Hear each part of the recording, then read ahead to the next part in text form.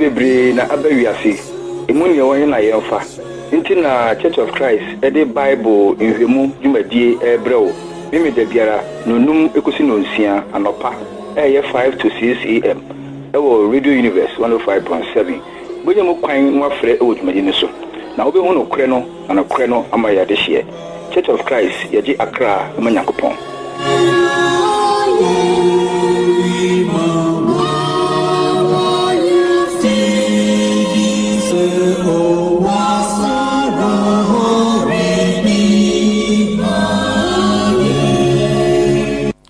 adofo no ne atiefo emamu nyina achi esama makwaba eba Church of Christ Bible nhwemu dwumadi eso Radio Universe 105.7 ide nkopon ase so ahwe eso ama na wotwe akwa pro abetu ebio na ode awura abosum fufuro mu nkopon edoye na sie na yi nka ndin da ene memreda Church of Christ asamba wakwa mu biom mo ho etisen ejumadi ebrew mimi da biara nonum ekosi no nsia Radio Universe 105.7 muntie yan wanwasem yi emebi yenso ya anyira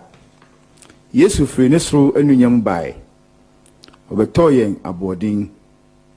hwan na ogi yen firi da yira mu hwan se nyame ba awasenia so eden na oye wumao wo hin afi gidi se owosoro hall dimawo ntuma kan ye ho enu nyina hwe baabu no mu na ne saayo no baabu no be kyerɛkyerɛ ibe hu no kre no na no kre no ama ya de hyerɛ higina Petro huma edi kan ti enan himudu ba akoso na di nyumadi ebrew ayeka sɛ so bi ka asɛm a mane nka na senya hopon asɛm so bi som a mane nsom sɛ firi ahodi Yankopɔn de mamu na mesuto so ahye hopon anuonyam ade nyina mu ona anuonyam ene tumi ɛwɔ ne daadaa amen ahaye Radio Universe 105.7 ye frame Joseph Afuakwa ni hopon ayi adom anopai nasem ebremu ade nyina so tumfo Nyankopɔn edawase so ama na wotwe akwa pro abetu ye bio ebekoso ayiwaye akamfo efise wo se ayeyie ne na ase medine edisua afa odoba Yesu Kristo ho ebre atiefo koso mayenti ase wasemu mitu machine se wo aha nyina hye ho ponsa so ne ye be hye ase no ne awie asomdue mu Kristo Yesu din mu amen sem di kan ye no eye me na me de Nyankopɔn asɛm ebre mu ne ye be kasa afa Yesu Kristo ho na ansa na no ye ma ye nyina ho afihia pa Ghana yema yi adi mfie pore aduonum enkron aye 59 years ochina 6 March 2016 ene ye hye safan enti ye wofamu die biara ebeboa ma o Ghana akonanim awo asumdue mu wasɛdeɛ ne sɛ obetua wotoɔ di mraso sisi ompotem yie na boa eyi efirifiri ho se de aba adwumadie bi ahye wonsa se oman adwapade a hweso yie esan se wo akontabu akye Nyankopɔn de edi akire ni saye no betuma ma Ghana akonanim ewo enkoso emu things concerning Jesus Christ eniema a efa Kristo eho migiri se adisuan yi adisuan ho hia yie pa esan se sitimi ase yi a ebeboa yen ama yehu se Kristo a oba asase so no obeta bi ntin obaye enu ntin akọ hia se enne ye behwe ne efa Kristo na wo ni wo ene ne sɔre twam afahye ene panu bubuo ene bobe abamu nsuo a esese yedi kai Kristo enema nan yi so ene ye behwe se na twro kronkron no eka efa ho efise bia ya de bia no hyase a ye ka ewo Petro huma edi kan ti enan mudu ba ko no so bi ka asem a mane kan se Nyankopɔn asem ena se wo som so a som free ahodi Nyankopɔn di amamu nti akohia yie se ye behwe se ye ka se Kristo a one hwan Kristo na se Jesus Christ one hwan Kristo se munyi Nyankopɔn ni na me nso munyi meni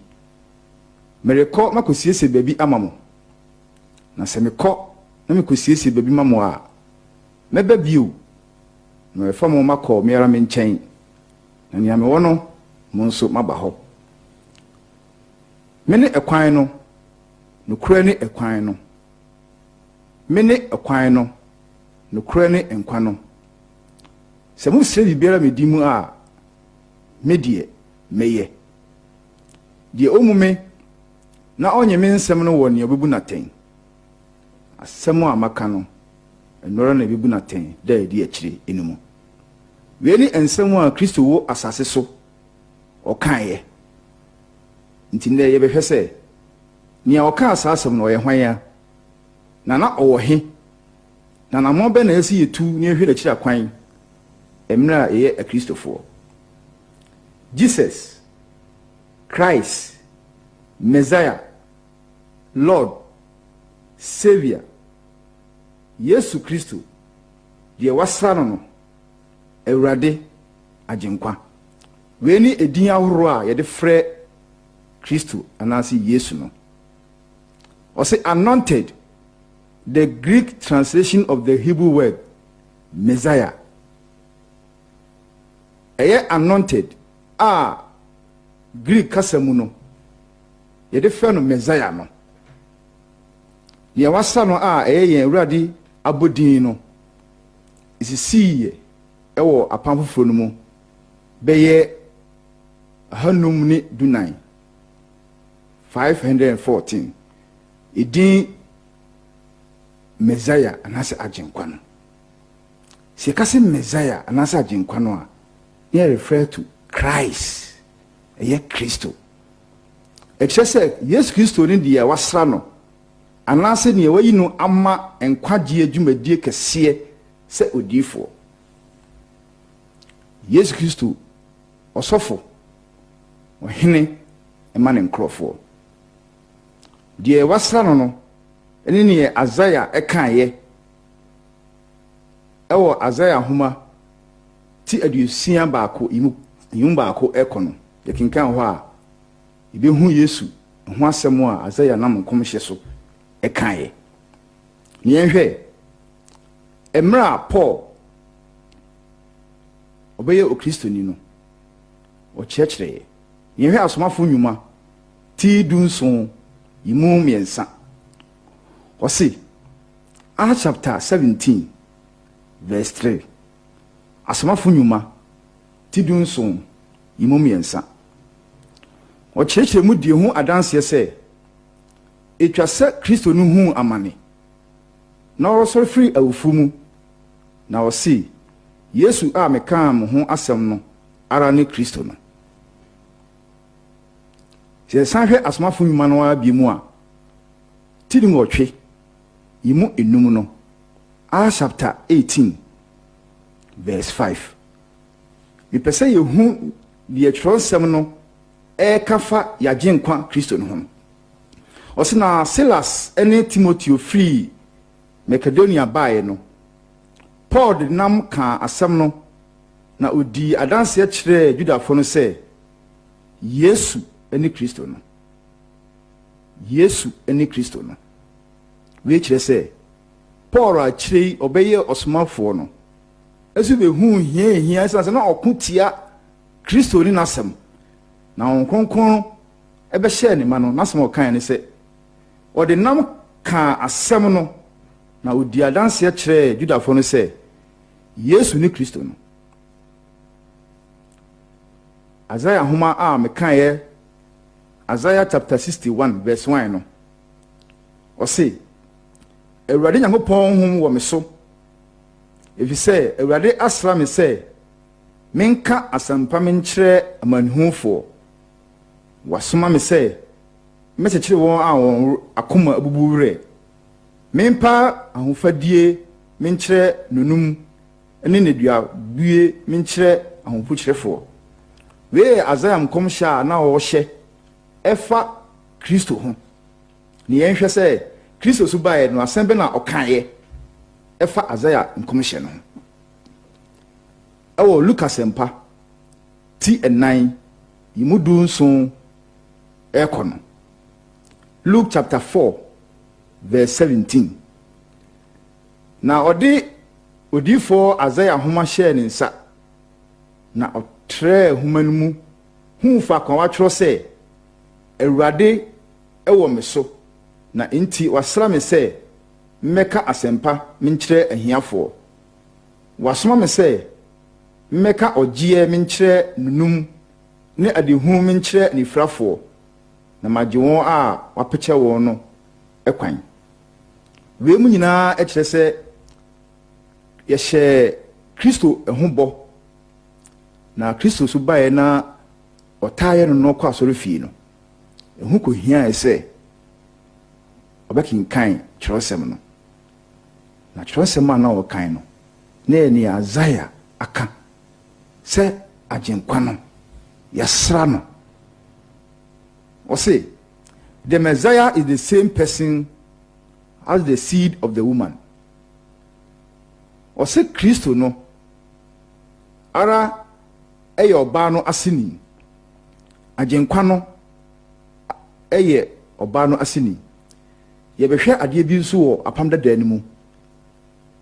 emra a Nyankopɔn bɔ onipa na ɔbɔ ɔbaa ka obi ma no ho na mo yɛ asoɔden na Nyankopɔn keka nsɛm kyerɛ obi ma no na ɔka bi kyerɛ ɔbaa no na ɔduru ɔwɔ no so no sɛ hwɛ Genesis Mose homa edi kan timiensa imudunum Genesis chapter 3 verse 15 no a emra iduru ɔwɔ no so no asɛm a ɔkan ne sɛ na mede ɔtan bɛto ne ɔbaa no ntam ɛne wasefoɔ ɛne nasefoɔ ntam ɔna ɔbɛbɛbɔ utire na wɔn nso waka ne nanti sɛ utie ne yi a ɔse agyenkwa no ara ne ɔbaa no aseni enkomhye no Nyankopɔn hyehyɛ bibia to hɔ ma nipa nkwangie emna na wonya mo asase no na mo wiase no no wɔyɛ ntutuye ato hɔ ma nipa nkwagie eti nipa kɔ mfunsuo mu na ɔpɛ kwan a ɔbɛfa so agye wɔn bio no na wɔasiesie ato hɔ nti nea ɔka kyerɛ ɛyɛ ɔwɔ no ɔsɛ ɔde ɔtan ɔbɛto ne ɔbaa no ntɛm ne wasefoɔ ne nasefoɔ ntɛm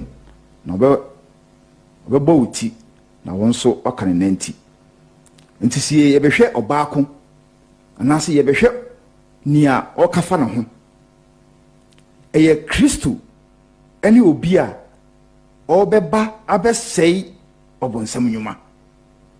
ɛyɛ Kristo ho asɛm na ɔka no wɔ ha ɛsiane sɛ wobɛbisa sɛ na Kristo no wɔ he yɛbɛba so 1 John chapter 3 verse 8 Yohane homa edi kan timiensa yimu nwɔtwe ɛsiane sɛ yɛsua niefa ɔsɛ deɛ ɔyɛ bɔne no firi bonsam efisɛ ɔbonsam na ofiri ase yɛ bɔne yɛnti Nyankopɔn ɛba no bɛyi ne ho adi sɛ ɔbɛsɛe ɔbonsam enwuma ɔsɛ nea ɔyɛ bɔne no efiri ɔbonsam efisɛ ɔbonsam ne firi aseɛ ɛyɛ bɔne bɛ na ɔbonsam yɛ ɔdaadaa if man ko di duaba no ne Nyankopɔn ɛka sɛ ɔde ɔtan bɛto nasefoɔ ntɛm na ɔbɛbɔ ne ti ɔno nso aka ne nanti nti na ɔbonsam abɛyɛ sintiduato ama adasama nti Kristo ɛne obi a ɔba bɛsɛe ɔbonsam nnwuma nti ade biara a woyɛ a ho enti no ɔse deɛ ɔyɛ bɔne no efiri ɔbonsam sɛ ha Hebrew homa ti 9 yimudu timienu yimudu 9 no a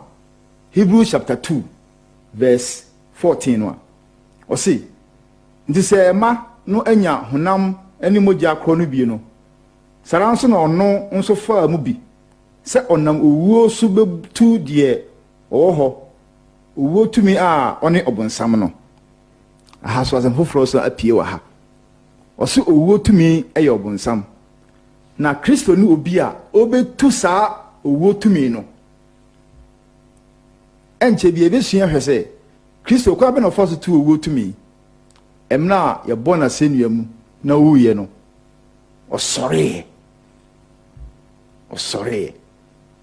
ɔsɔre firi awufu mu edi adanse sɛ watu ɔbonsam a ɔyɛ owuo tumi no ɔbonsam a ɔyɛ owuo tumi no yɛnhwɛ ɔse the seed of Abraham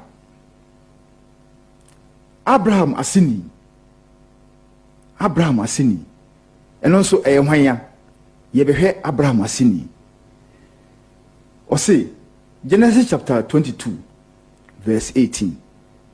Mose homa edi kan ti aduonu mienu yimu du nwɔtwe no ɔse n'asefo mu na obɛhyira asase so amanma nyinaa efisɛ watie emene emra Abraham yɛ setie ma Yehopɔn asɛm no ɛba Yehopɔn hyɛ no se n'asen mu ɛna obɛfiri ahyira wiase ama nyinaa yɛhwɛ sɛ n'asen no ɔne hwan Galatians chapter 3 verse 16 na Abraham ne n'asen na ɔhyehyɛ wɔn bɔ no wanka sɛ na wasefoɔ sɛde yɛ nipa bebree na mmom ɔse ɔbaako na waseni a ɔne Kristo no na sɛ emra Abraham ɛyɛ setie ma Nyankopɔn asɛm Nyankopɔn ɛhyɛ ne bɔ ɛfa ɔno n'aseni na atoa so akɔ amama nyinaa no Abraham aseni no ɛne Kristo sɛ wo hyɛ no nso emra ne yɛhyɛ aseɛ no a yɛsɛ Kristo no anase Messiah no ɔno na Nyankopɔn asra no yɛasra ne sɛ ɔmfa ɔgyeɛ mmerɛ ne manfoɔ enti ne yɛbɔ so nyinaa firi apamfo dada no mu a ɛkyerɛ Kristo a yɛhyɛ ne ho bɔ na Isaiah ɛka ne ho asɛm nyinaa no esiesie nneɛma bi kwan atwɛn ne yɛasra no no na ne yɛasra no ɔno ne Kristo no ɔse the prophet like unto Moses odifo te sɛ Moses ahaso yɛbɛhwɛ emra Moses enso bae no ɔbɛka nsɛm ɛfa odifo ko no ho asɛm emra na ɔyɛ adwuma nyinaa wie no na ɔne Israelfo edi nkra anaasɛ no ɔsan si emra nsɛm no biem ɛwɔ Deuteronomy hɔ no ɛhɔ na ekopie sɛ ɔno deɛ ɔkɔ ebi bɛba a ɔte sɛ ɔno yɛhwɛ Deuteronomy chapter 18 verse 15 Deuteronomy chapter 18 verse 15 Mose homa ɛtɔ so enum ti di nwɔtwe yimu dunum no ɔse odifo a ofiri mu a ofiri wo nuanum te sɛ me na Awurade Onyankopɔn bɛma no so ama wo ɔno na muntie no emra Israelfo no nyinaa yɛ asoma Mose esan sɛ Mose ni obi a Nyankopɔn nam no so ɛde mmara ma Israelfo na okoyi omu firi Misraim asase so na aduru mmiri bi a Mose ebegya om hɔ akɔ no na Nyankopɔn so ahyehyɛ bibia to hɔ no ɔse obi a ɔte sɛ ɔno Mose ɛbɛba ngire sɛ ebi a wate saa nsɛm no bebree afa ho na hyɛ ne nso sɛ Mose ɛkaeɛ ne yɛhwɛ sɛ sɛna ne mamu anaasɛ ɛkyerɛ sɛ ɛyɛ Kristo Yohane sempa ti baako yimu aduanan enum Yohane sempa ti baako yimu aduana enum. John chapter 1 verse 45. Ɔse Philip hu Nathanael na ɔse no sɛ die Mose wɔ mmara no mu ɛne adifo no twerɛ ne ho asɛm no yɛhunu Yesu Joseph ba a ofiri Nazareth. Joseph ba a ofiri Nazareth. Ɔse nia Mose wɔ mmara no mu. So ɔka sɛ nia Mose wɔ mmara no mu no a ɛyɛ Genesis to Deuteronomy no ɛyɛ mmara homa. Ne mu nso na Mose ɛhyɛ saa abɔ no ɛkyerɛ Israelfo no sɛ odifo a ofiri me mu a ofiri wo nua no mu te sɛ me na Awurade Nyankopɔn bɛma no so ama mo. Ɔno na montie no. Nti mmara Philip hu na tell no sɛ no sɛ nia Mose wɔ mmara no mu ɛtwerɛ ne ho nsɛm no yɛhu no ɔne Yesu Joseph ba a ofiri Nazareth. Yɛbɔ so ahwɛ sɛ sɛ na agyenkwa no yɛhyɛ ne ho bɔ deɛ yɛasra no sɛ na yɛhyɛ ne ho bɔ. Ɔse Yesu Kristo ɔsɔfoɔ ɛwɔ Melkisedek kwan so. Sɛ yɛka sɛ Melkisedek a ɔyɛ ɔsorosoro Nyankopɔn sɔfoɔ. Ɔno na ɔhyira Abraham. Na ɔpɛ ho asɛm bi abia twɛkotation to hɔ. Onya mmere a na wahwɛ mu no wasu ho ahwɛ sɛ nea yɛka no ɛyɛ ampa na. Ɔse Yesu Kristo yɛ ɔsɔfoɔ ɛwɔ Melkisedek ɛkwan so. Na yɛka sɛ Melkisedek a ɛkyerɛ sɛ ɔyɛ ɔsorosoro Nyankopɔn sɔfoɔ. Ɔno na ɔhyira Abraham ɛwɔ Genesis chapter 14 verses 18 and 19. Ɛhɔ na obehu. Ne yɛhwɛ de enwom ɛkafa ho ɛ. Ɔse enwom a ɛtɔ so ɔha ne edu yimu ɛnan Psalm 110 Psalm 110 verse 4 no.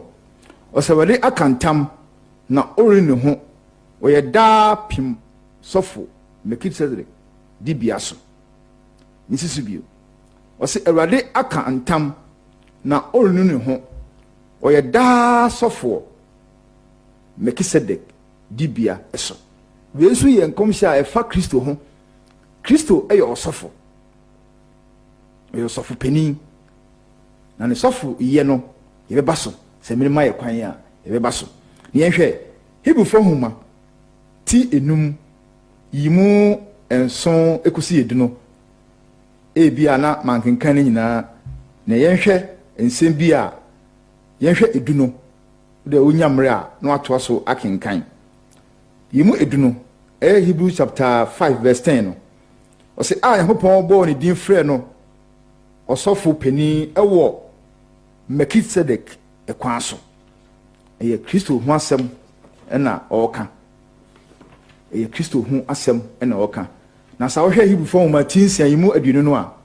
Hebrew chapter 6 verse 20 no a ɔse deɛ odi kanfo bi ɛhyɛ hɔ ma yɛn no ɔno ne Yesu a wayɛ Melkisedek akwan so daa sɔfo pani. Nti Kristo nso ɛyɛ ɔsɔfo a Bible no ɛka ho asɛm. Yɛbɛbɔ so abɔ so ahwɛ enima bebree sɛ mdi kan ɛkan no yɛhwɛ Kristo na wɔ niwo ne sɔreɛ ne twamu afahyɛ ne panugubuo ne bobo abamu nsuo a ɛsɛ sɛ yɛde ka Kristo we nea bɛma yɛhu Kristo ko a wɔyɛ no ɛna guso a mene ho ɛhwɛ mu no ɛsan sɛ emiri eni hɔ ɛma yɛ bebree no ntino yɛnhwɛ yɛwɔ se this he of whom Moses in the law and the prophet did wrote. Wɔse ne obi a Mose ne mmara no ne adifoɔ no ɛhyɛ ne ho enkom. Sɛ Kristo ni obi a yasa no no na ɔde ɔgyeɛ ɛbrɛ ne manfo. De hu be hia yie pa sɛ yɛbɛhu sɛ Kristo a yɛbɔ ne din ɛnɛ da yi no. Kristo a yɛbɔ ne din ɛnɛ da yi no. Sɛn na ɔteɛ. Yɛhwɛ ɔse he is the savior and the redeemer of mankind. Ɔne ne agyenkwa a ɔgye ne man afiri wɔn bɔne mu. Kristo ɛne obi a ɔyɛ agyenkwa ne amansan nyinaa agyefo. Yɛka amansan nyinaa wo a wotie me ene dai woka ho bi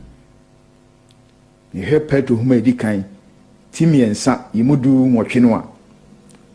1 Peter chapter 3 verse 18 no a o se efise Kristo so hu bone ho amane preko de oten hu ma won a onten se ode yen bekọ Yehopon nchen wakum no hunamu mama no atena se huhu mu nti Kristo ni obi a na enhihye Yehopon hihye to ho emra onipa afumuye na oni okamafo biara na okan se Kristo ni obi a obepeche owo no aye obonsam no na se oba be sei obonsam enwuma na yenhwe yabo Kristo din na yebehwe tibia na owom sem di kan ye no Kristo one hwan na se na won so ehu no esan se na nsen ye tete nsem bebre obeti ha me Kristo obeti ha me na me yesei me ni Kristo na yesei Kristo akasa kire me yenhwe Kristo Yesu eka nyamesu no ho Kristo Yesu oka nyamesu no ho o say Jesus Christ belongs to the Godhead ye kasi nyamesu a eye eja oba ene ho kronkron adisuan adisuan ehu hia yie pa na se ubie wonti asiemu na ne wasua ene ne awate wodi no si nchen kakra bi na wotie we ni mu a ebe hye wonkran se Kristo no nya obi keke o se oka nyamesu no ho nyemehwe se na oka nyamesu no ho yehwe Genesis chapter 1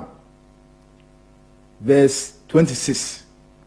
eye Mose huma edi kan ti ba ko yimu du aduonu nsia no a o se Hopon kan se mmayanya onipa ewo Yesu ban so se yense so na oni pumum pata ebe boso bebre o do nya kwan anu ato aso esan se emre eni ho mayen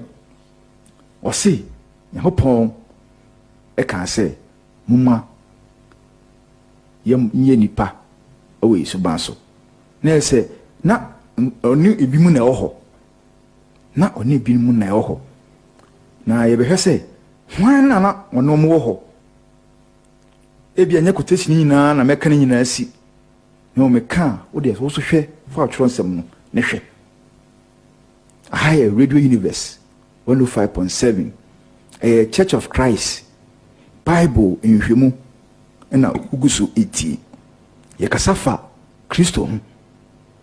ye kasi Kristo a one hwan mpempeso ye du no ya wo boni ma bebre so a efa Kristo eho na ye du se Kristo no eka nyamesu no ho ye hwe asomafo nyuma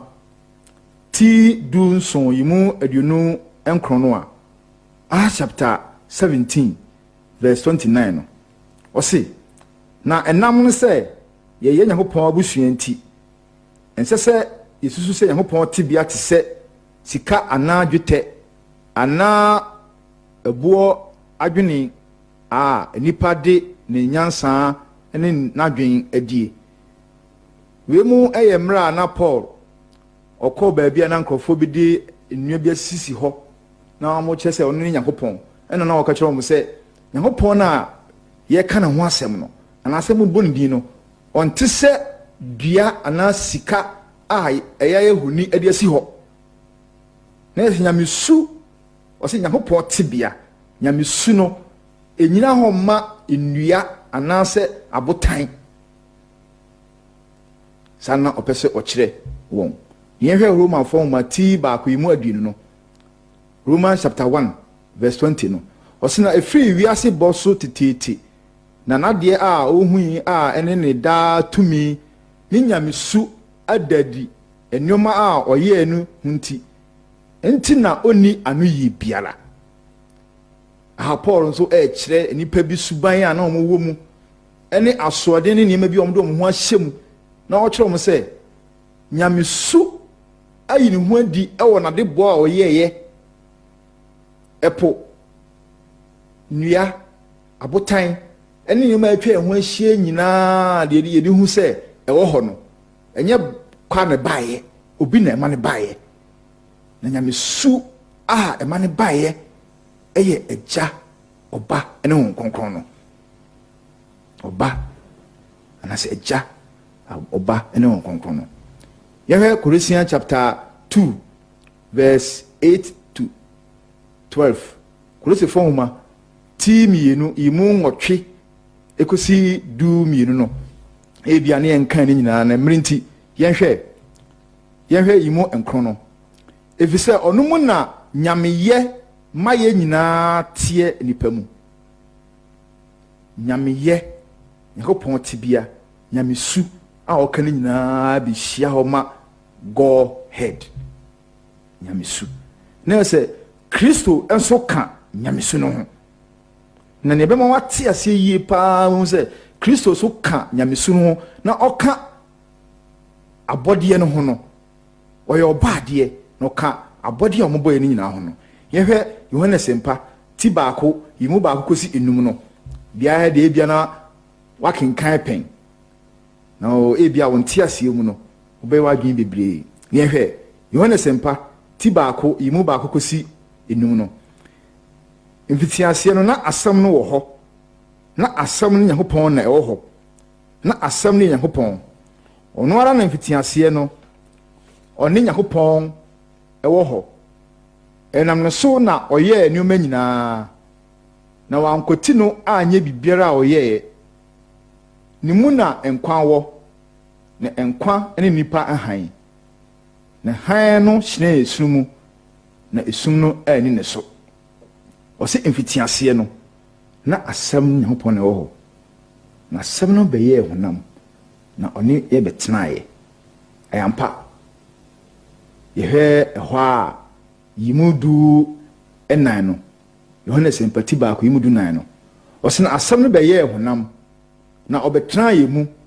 na ehu na no nyam sɛ agya no ba a ɔwɔ no koro ɛno nyam na dom no korɛ ayɛ no ma wiemu nyinaa di adanseɛ ɛkyerɛ sɛ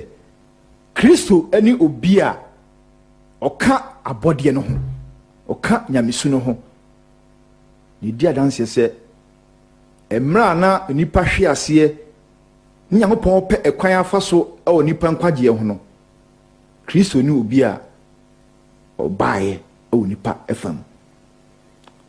di quotation yi ɛma wo ɛde akane nyinaa bɔ mu ahyɛ asɛm baako ɛyɛ Filipifo homa timienu yimu enum ekosi du baako Philippians chapter 2 verse 5 to 11 menkan ne nyinaa ne mo asɛm a wɔ hɔ ne sɛ ɔse moma adwen a ɛwɔ Kristo Yesu mu no ara ntena mu bi ɔna Onyankopɔn te bia mu die nanso wa mu no mfaso die sɛ ɔne Nyankopɔn ɛsɛ na mmom ɔto ne ho pan fa akoa te bia to ne ho so dane nipa nsɛ so na sɛ ɔyɛ na de fae no ohunu sɛ onipa tie ne yeo we mu nyinaa na ɛkyerɛ sɛ Kristo no a yɛbɔ ne din no ɛnyɛ obi kɛkɛ we Nyankopɔn ɔka nyamesu no ho ɛno nti na ɔse ɔfa akoa te bia ɛto ne ho so wɔso waanyɛ ne ho sɛ ɛmɛ ɔbaa asase so no waanyɛ ne ho sɛ ɔne Nyankopɔn ɛsɛ ne wɔn mmra na ɔwɔ hɔ no na dwumadi a ɔbɛdi wɔ nipa nkwagyeɛ ho no ɔso ɔworɔ saa tumi no firi hɔ ɛfa akoa te bia ɛto ne ho so nti yɛhu Kristo no a yɛasoma no no a ɔbɛwuyɛ no ɔyɛ Nyankopɔn ɔka nyamesu no ho sɛ na ɔhu Nyankopɔn ɛfa Nyankopɔn ɛfa sɛ yɛwɔ agya ɔba a yɛ Yesu Kristo no ɛna wɔn kronkron no ɛfa wɔn kronkron de hyɛ no deɛ emi bi yɛbɛtoa so ama yɛate ase yie ɛwɔ saa kwan no so yɛnhwɛ Kristo na wɔ yɛhu Kristo a ɔyɛ Nyankopɔn no na ɔka nyamesu no ho deɛ a yɛ na wɔ nso yɛhyɛ ho bɔ na mmere ma yɛ kwan bebree na mmom sɛneɛ ɛbɛtumi aboa wo yie nti twerɛ quotation yi ɛto hɔ Isaiah homa ti enson yimu du enan. Isaiah homa ti enson yimu du nine. Enti Awurade no ara be mamu nsenchene hwe ababa bi benyinsen awo obabani na watunu din Emmanuel a asehye ne se Nyakopɔn ani yen ewo ho we yen komhye a Isaiah ehyeye ne yen hwe Isaiah ho a ti enkron yimu ensia no osina wo akokoa amayen wamaye obabani na hinie beda na mati so na wafre ne din se aha na muntie ne yie paa o Kristo na oba ne din ahoro a ye de frɛ no we na eche se okanyamisu no ho ofutufo onwanwani Onyankopɔn tumfo da agya asundie ehene dia oba no benyinsen no obabun no benyinsen no osese ye wo no a ye betu ne din Emmanuel a sekira ne se Onyankopɔn ani yen wo ho enkomhye bibiri ebae so he Micah chapter 5 verse 2 no a eno nso twoto ho lekenkan eno so nyina aka awo a ye bewo agenkwa no ena Matthew sempa ti ba ko yimu dumotwe ekosi edunu enum Matthew chapter 1 verses 18 to 25 no eno nso ebedadi emyehu Kristo na wo sene na esifa etie isa se na onkomhya na o ma hyato ho na Mary enyinsenye na owo Kristo no na yetunu owo agenkwa no na yetunu din Kristo na hye nso se ye ka se Kristo a onene agenkwa no Messiah no Messiah na obeji nipa afiri won boni mu nti Kristo se ne Kristo awo etinie yen hwe o se Christ's death and resurrection ne etoso mienu no nso no Kristo wuo ene ne sɔre eno so ye hye honkom eto ho Isaiah chapter 53 verses 1 to 12 hon so kenkan a Isaiah nso enam nkonkon so ehye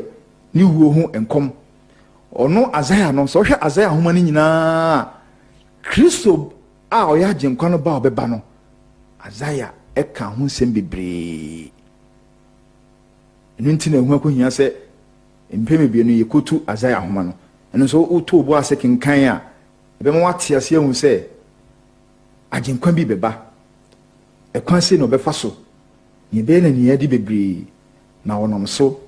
awu age enipa enkwa ewo saa kwan so se okenkan we mu nyina e kire se Kristo ni bewuye na ne sɔre ye mu no ye hwe Lucas empa ti aduonu enan yimu aduanan ekosi aduanan nwɔtwe no a emra Kristo sɔre fira awufo mu imponu na suafo no nyini impomra no no mo ho na ɔka kyerɛ ɔmo sɛ obewu nansa wasɔre no ye hwe ne a ɔka kyerɛ ɔmo na ɔsi wɔn sɛ yeni mi nsɛm a menem wɔ hɔ no me ka me kyerɛ mo sɛ etwa sɛ de watwerɛ no Mose mmra ene adifo ene nnwom omhu nyinaa bam na obie wɔn adwum ma wɔte kyerɛ nsɛm nase na ɔsi wɔn sɛ watwerɛ sɛ Kristo ni behu amane na ɛda tɔso miɛnsa no wasɔre afiri awufo mu na wafani din so a ɔka adwensakyera ene bɔnefakyɛ amansan nyinaa na obi firi aseɛ ɛwɔ Jerusalem awie no na mo ne yiri ho adansefo Kristo ye hyɛ ne ho bɔ sɛ yɛbɛwo no yɛwo no nso ye hyɛ ne ho bɔ sɛ yɛbɛku no yɛku no nso ye hyɛ ne ho bɔ sɛ ɔbɛsɔre nti no na suafo no hɔ na wadwen ayɛ ntanta no ɔka kyerɛ wɔn sɛ obewu na nsa ɔbɛsɔre wɔn wanyɛ ni no yi ne ho adi kyerɛ wɔn no ana ɔka asasɛm no Lucas empa ti aduonu nan yimu aduanan nan kusi aduanan nwɔtwe no ni sɔre nso okenkan Matthew sempa ti aduonu nwɔtwe yimu ba kusi nso no ane de yɛn kenkan ne ho kwan a Kristo fa so sɔre na ohyia maa binom na ɔmo nyinaa tu anamɔn ɛwɔ saa kwan no so ɛhyɛ Nyankopɔn anuonyam. Meka sɛ Kristo na wɔ ne wuo ɛne ne sɔre na Kristo sɔre no na wɔnam asomafo no so ɛka nsɛm bebree nam ne wu sɔre no ho no. Yɛhwɛ Petro homa anas Acts chapter 2 verse 22 to 28. Petro anas Peter ɛna na wɔkasa. Ɔse Israel mmarima muntie nsɛm yi, Yesu Nazareni no obrima Nyankopɔn de ahoɔdenneɛ ɛne anwadeɛ ɛne nsɛnkyerɛnneɛ a ɔnam Nyankopɔn no ara tumi so yi no kyerɛ mu sɛne mmara mu nim no ɔno ara na Nyankopɔn anyane no Nyankopɔn agyina a ɔtui ne nim a onim dada no yi no man na mofa no nam a wonim mmara so bɔɔ no asɛnnua mu ɔno na Nyankopɔn anyane no. Monhyɛ no nso ɔse ɔno na Nyankopɔn anyane no. Nti Kristo dwumadi a ɔbaeɛ sɛ obɛdi nyinaa no ɔbɛyɛ no pɛpɛɛpɛ. Ɔbɛyɛ no pɛpɛɛpɛ. Ɛnkyɛ biara mebie ahoma no na wo nso biribiara ɛkyerɛ w'adwen ɛbɛsi nnɛ yɛhu Kristo no. Nti nnɛ mobi nada wo sɛ na mebi atwam no yɛteɛ sɛ obi si ɔne ne ho kronkron no na wapie ɛwɔ beae ha. Emi bi so yɛteɛ yɛsɛ Kristo na bɛyi ne ho adi ɛwɔ baabi. Kristo ewuiɛ na ɔsɔreɛ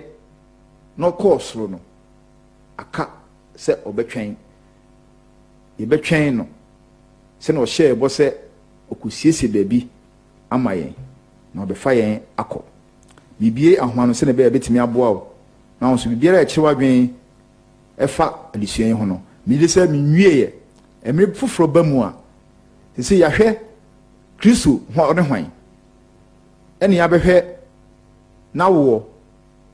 ne wuo ɛne ne sɔreɛ. Nea na aka ɛyɛ Twam Afahyɛ ɛne Panebubuo. Ɛsiane sɛ ɛnkyɛ biara bosom a ɛwɔ mu yi yɛsɛ yɛbɛkae Kristo ne wuo. Na kyerɛsɛm no ɛdɛn na ɔkafa ho ɛno nso ho adesua bɛba. Na mpempren yi deɛ ne yɛahwɛ no sisi yɛ hwan ne Kristo ɛyɛ Mesaia anaasɛ deɛ wasra no anaasɛ agyenkwa. Jesus Christ Messiah Lord Savior Yesu Kristo deɛ wasra no Awurade agyenkwa. Wene nea yɛabobɔ so ne yɛfa afahyɛ ɛne Panebuo no deɛ mmerɛ foforɔ mu no yɛbɛhwɛ ɛno nso ahwɛ. Nti wobɛtumi afrɛ afa ahoma yi so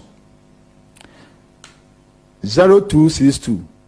512963 ne ahoma a wobɛtumi afrɛ mmerɛ a mede biribiara ba wie no biribiara kyerɛ w'adwene biara no wobɛtumi afrɛ ne yɛahwɛ sɛ sɛne yɛnte aseɛ ɛfa Kristo ɛho ɛteɛ. Ne wopɛ sɛ wonya mu kwan so mfrɛ na wopɛ sɛ wo WhatsApp yɛn nso so a WhatsApp ahoma nso nie 0506 42 53 48 0506 42 53 48 ɛne ne yɛ WhatsApp ahoma a wobɛtumi a WhatsApp yɛn ɛmfrɛ ɛmfa so ne ahoma a mede mam sisi a no wobɛtumi afrɛ. Hello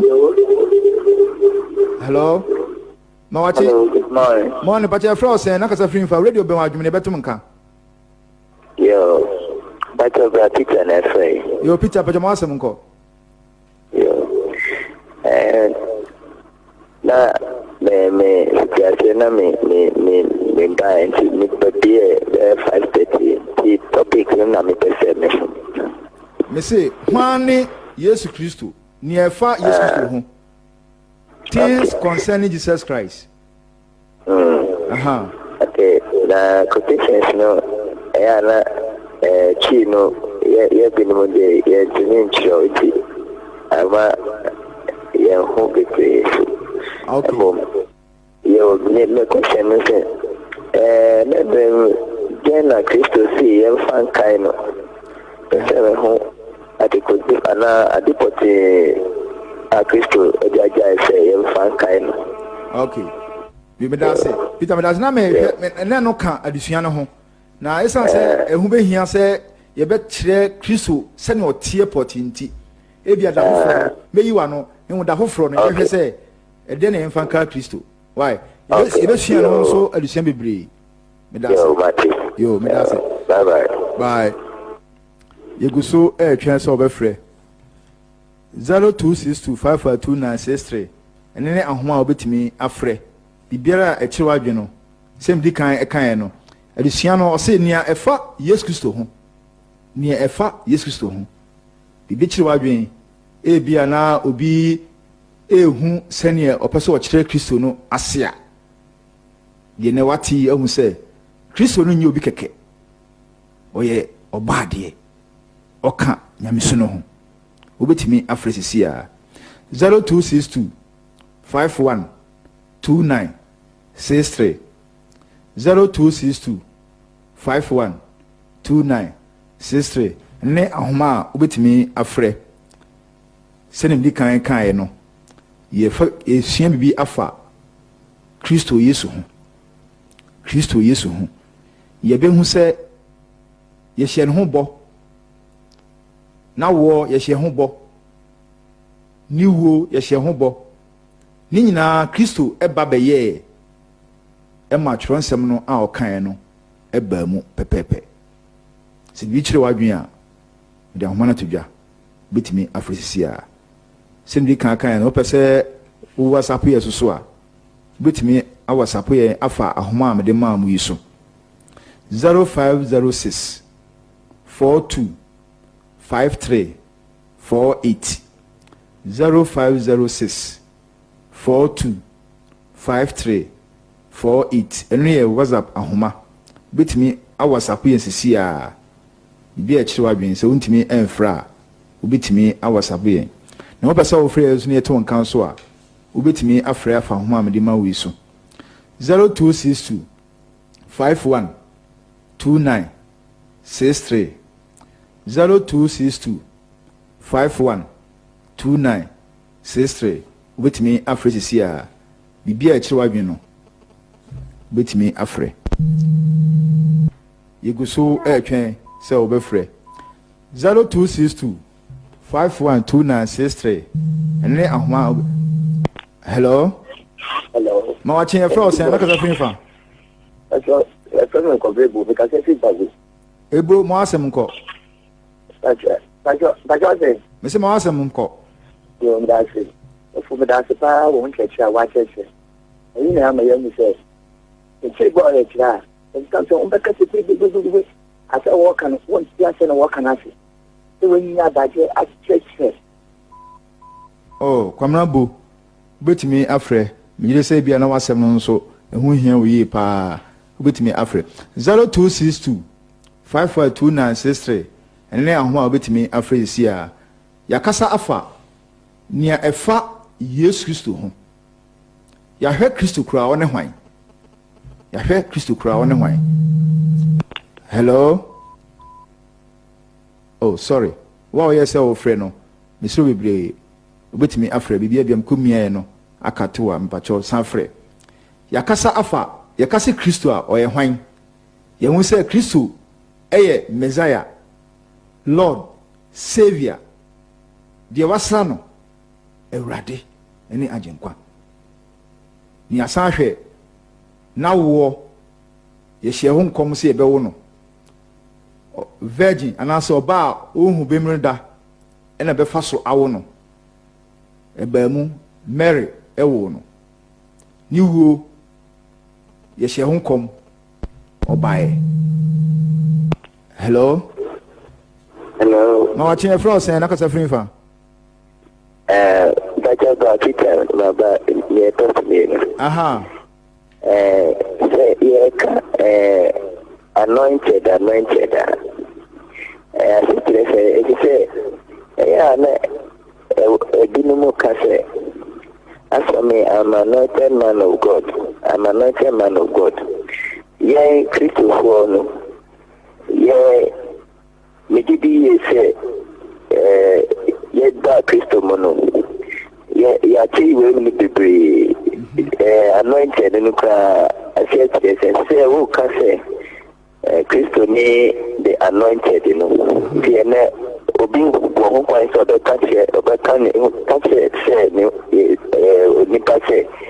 say me anointed man of God and okay. Me da say Peter say wasan afre. Say you hear anointed ho asem a Christo ni obi a hopon anointing no na say wa hye no odi dwumadie sonko asine so. Say ubeye o Christo ni a wona masempa no so eye setie be Christo ni a ya anointed ya jew afri ayinim nti obi ni saa tumi no se obey anointed obi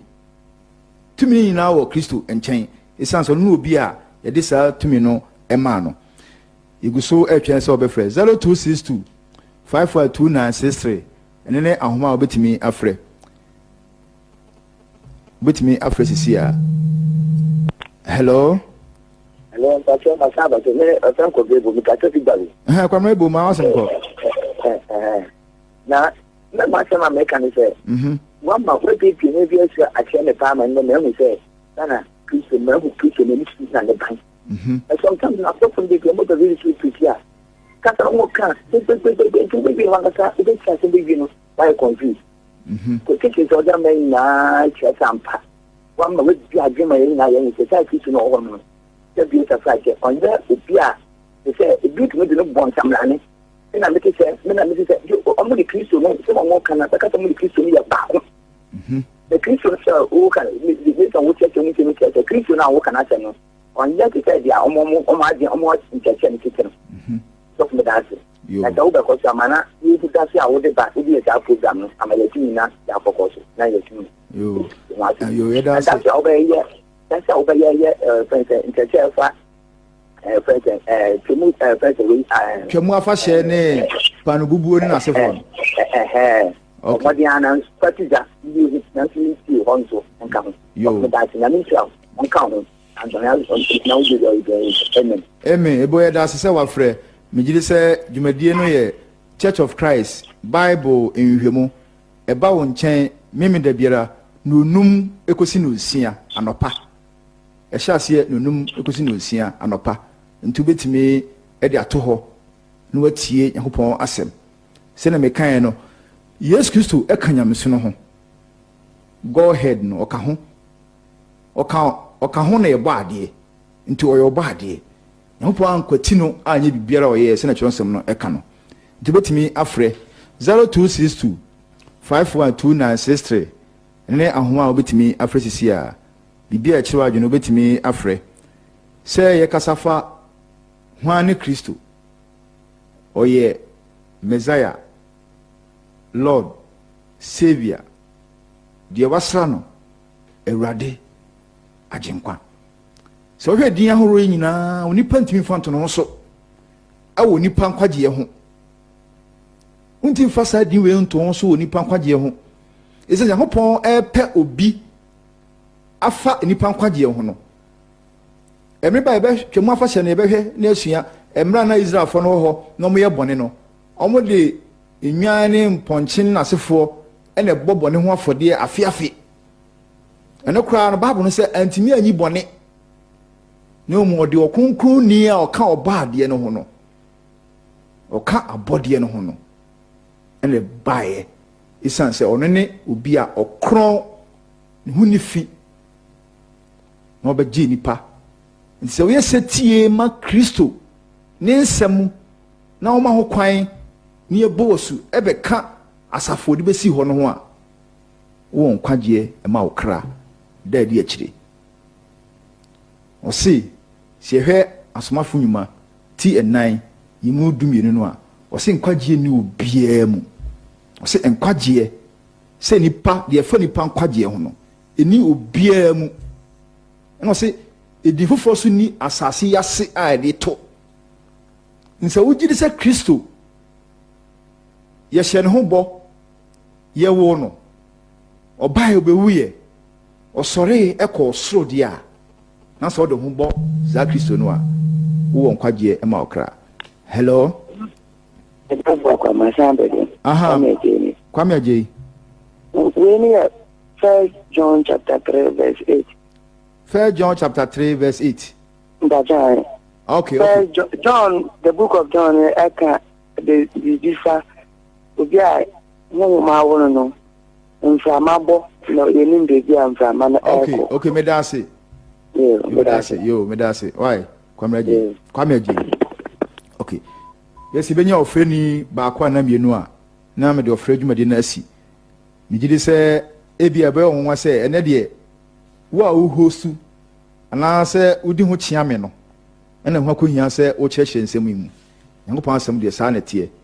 Openi atukwan kakra. Yankopon de pa na wo twese nde ye betene nka. Na ho akohia yi se ni me bre na mframa mu. Na ho behia se emra bosumi a yewura mu yi yebehu se bosumi eye bosumi a ebimu susu se ye de bekae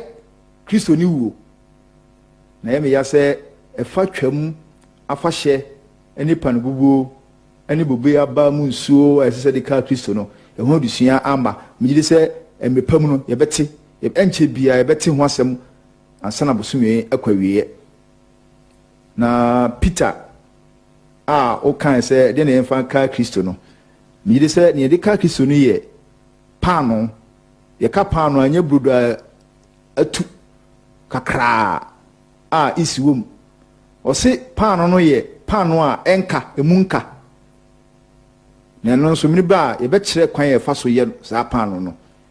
ye be kire kwan ye fa so ye no na o se ani bobebe abamu nsuo bebemu abamu nsuo eno nso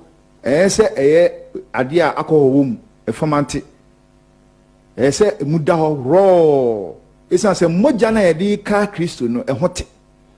bibia frafra bia nim nse Peter ubisa ya ni yede ka Kristo no eye paano ani bube abamu nsuo na kwase da biara na yese eye saadi ede ka Kristo odofo ebesi nne migidi se wate ase yie se si esa Kristo a one hwan a hunu se oye ni yasra no Awurade agenkwa na oka nyamisu no ho oka abodie no ho oye obade ni Yankopon ase on pepeso a odi abeduru ubehia ye bio na otwese nne nonum ekosi no nsia anopa aye 5 to 6 a.m. our Radio Universe 105.7 Church of Christ ema munyina achibio esa mamunitie Yankopon enhyirawo onkoso ema wo ho ban Yankopon entinanim enkyerɛw ewo akwahoro bebree so emra wo ye Ghana ni mfie adunum enkron 59 years ye di wasɛdeɛ ne sɛn ɛdɛn na wo ye aboa ama ɔman atumpɔn katasehye ahyɛ ɔman na ye de ɔman no dwumadie ahyɛ wo nsa hwɛso yie webu ho akonta da edi akyire ye free ha obetimi afrɛ me ɛwɔ ahoma yi so 0243 21 9844 0243 21 9844 mi frɛ si a obetimi afrɛ mfrɛ si a bɛyɛ 2 minutes another 3 minutes obetimi afrɛ obetimi nso akɔ Facebook akɔ Church Radio edusua yesu nyinaa yɛdato so obetimi asua abiem yɛbɛda Dr. Carl ase ono tichima fidi no fuma emrem ema yen yɛfrɛ me Joseph Afoakwa mina mde Nyankopɔn asɛm ebrɛ wo yɛbɛhyɛ mu bio na ɔtwe sɛnde Nyankopɔn nhyira mu nyinaa amen.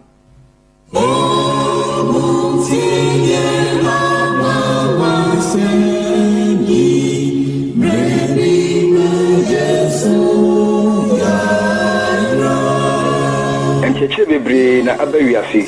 emu ne won na yemfa nti na Church of Christ ede Bible nhwemu dwumadie ebrewo mimi da biara nonum ekosi no nsia anopa eye 5 to 6 am ɛwɔ Radio Universe 105.7 bonye mu kwan no afrɛ ɛwɔ dwumadie no so na wobɛhu no korɛ no na no korɛ no ama yɛade hyeɛ Church of Christ yɛgye Accra ama Nyankopɔn